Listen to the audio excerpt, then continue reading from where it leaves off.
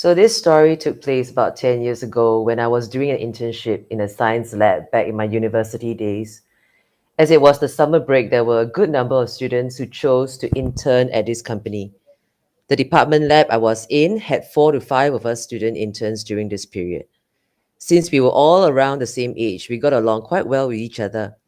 We would go for lunch together, tell each other silly jokes, prank one another, and even have random sing-alongs in the intern room. Just what you would expect a bunch of kindred spirits to be like when we were together. Now, to give a bit of setting to the story, the building that the labs were in was planned out in a way that a central corridor ran across the length of the building floor. And on one side of the corridor were the labs, and the other side was the office area. The office area was very open, no cubicle walls, no pillars. Even the wall that divided the corridor and office area was all glass. So essentially, you could look from any point in the office area into the corridor. The toilets were at the end of this central corridor. They were designed in such a way that both male and female toilet doors were opposite of each other, with the sink immediately behind each door. If both doors were open at the same time, you would be able to quickly glimpse into the sink area of the other toilet before the spring mechanism closes the door again. Both toilets would exit into this small walkway that is separated from the main central corridor by another door, which I will refer to as a common toilet door. So, this one day, I was done using the toilet and was washing my hands at the sink. The door behind me opens and someone enters the male toilet. I look up into the mirror to see if it was a friend. It wasn't. But I also noticed in the background what looked like my friend exiting the female toilet. I wanted to catch up with her, so I called out her name and quickly rushed out without drying my hands. But as I stepped into the small walkway, I noticed that strangely, the common toilet door was fully closed. My friend was that quick, huh? So I rushed out into the main corridor to find her, thinking that since our lab was at the other end of the building, I would definitely be able to catch up with her. But as I got out into the corridor, not a single soul was in sight. Weird, I thought. Did she run her way back to the office or lab? I made my way back into the office and saw my friend sitting at her seat, and I went up to her and asked her, "Wow, did you run back or what? So fast?" And she looked at me with a face of confusion. I asked her if she was just at the toilet, and she said she has not left her seat for the past half hour. Our other friends confirmed it too. So who was it that I saw exit the toilet but then seemingly disappeared into thin air after? Was it someone with hair as long and a complexion as fair as my friend's? Maybe it was indeed someone who left really quick and ducked into one of the storerooms nearby before I managed to dash out.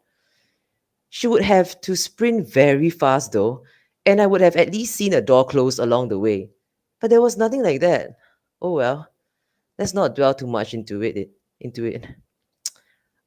A few weeks passed by and I've quickly forgotten about the incident. By now, both the Chinese Hungry Ghost Festival and the Muslim fasting month of Ramadan had begun. I was in one of the smaller rooms in the lab with two other colleagues.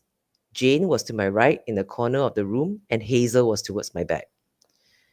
We were all doing our own experiments, trying to finish up the work before the day was done, when I started to hear a lady's voice humming, coming from my right. It was an unusual tune, slow, calming, and melodic, but I couldn't identify the song it was from. It oddly felt reminiscent of one of those old 50s, 60s Chinese songs I would hear on my dad's radio when he listened to Capital 95.8 FM. Another reason why this felt odd was that Jane, a fellow intern, was a rather posh girl. She's from a very well to do family, studied in a top university in London, and she was very well mannered and always presented herself with decorum and poise. When we would be engaged in our tomfoolery, she would be on the sidelines laughing at us but never joining in. When we would be having our own mini concerts, she was in the audience seats and never joining in with the singing. I've always thought she didn't join in because she couldn't sing and didn't want to make a fool of herself. But hearing her hum such a pleasant tune now, she's actually a hidden songbird. By now the humming had lasted for about 10-15 seconds before it stopped. I turned to Jane and kindly complimented her on her nice musical voice. Jane returned a look of confusion. Huh? What are you talking about? Oh, you were just humming, right? That was a nice tune. It seems you can hold a tune and sing well. You should join us in our singing sessions. But Jane looked even more confused and replied, I wasn't making any sounds at all. I wasn't humming. I didn't believe her. I knew I had just heard humming coming from my right side. Who else could it be? Maybe this is her trying to prank me instead? But Jane was adamant that it wasn't her. So I turned to Hazel behind me and asked if she heard Jane humming too. Hazel said that she didn't hear anyone humming or singing and that it was all quiet until I broke the silence when I randomly told Jane that she's got a nice voice. It then dawned upon us that it was the seventh month and that maybe neither of us were pranking each other. Maybe there was someone else in the room with us. We shrugged it off so as to not scare ourselves. Okay, it wasn't until a few days later when another friend, Shah, got wind of our strange incident. He then shared that he had a strange encounter of his own.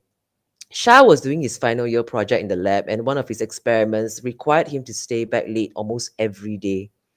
However, as he was fasting for the month of Ramadan, he needed to go home on time to break fast with his family. So he decided to start his day super early instead at 5 a.m. to make up for the lost time.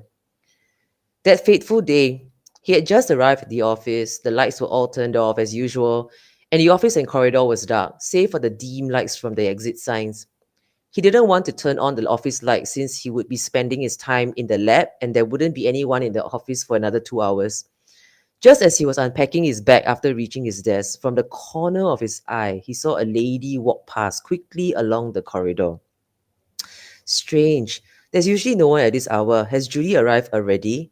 The lights are all still turned off though. Judy is usually the first person to reach every day and she's the one who would turn on all the lights.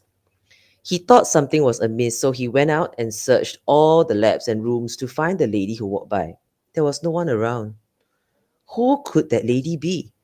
It's not a security guard since they do not have access into the labs, nor would they have any reason to come in. I asked Shah to give a description of the lady. He said that she had long flowing hair, was dressed in white. She went past very quickly, like she was running, but not actually running, more like she was gliding by. I then asked him how could he be so sure of what he saw, since he mentioned that the lights were all off. He thought about it, then said that although it was dark, she strangely seemed to be lit by her own glow, so he could see her fairly clearly. It was then we realized the three stories could be related with each other. Twice, a lady with long flowing hair, traveling quickly but then disappearing without a trace.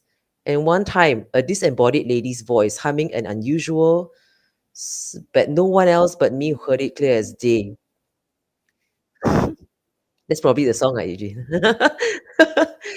Is there a long is there a long-haired lady who roams the halls of our lab? Or maybe the neighboring buildings too? I've shared this story with other colleagues over the years, and one of them shared a story of her own that bore strange similarities. She was in a different company, two buildings down from my internship lab. She was to go overseas for a business trip, but had forgotten something in the office, so she dropped in on her way to the airport at around 4 a.m. to pick it up. When she got there, at the other end of the office, she saw a lady she didn't know walking through the office. She had a distinctive feature, long flowing hair. Maybe it was someone working the graveyard shift. Maybe it was something else. Maybe it was the hantu. Honestly, it wouldn't be far-fetched if you know the history of the place. The grounds that our buildings were built on used to be an old British camp in World War II, and I was told that just about 20 odd years ago, there was a prison or detention center with female inmates next to where the building now stands. Is anyone here? What did you find? You are listening to Supernatural Confessions.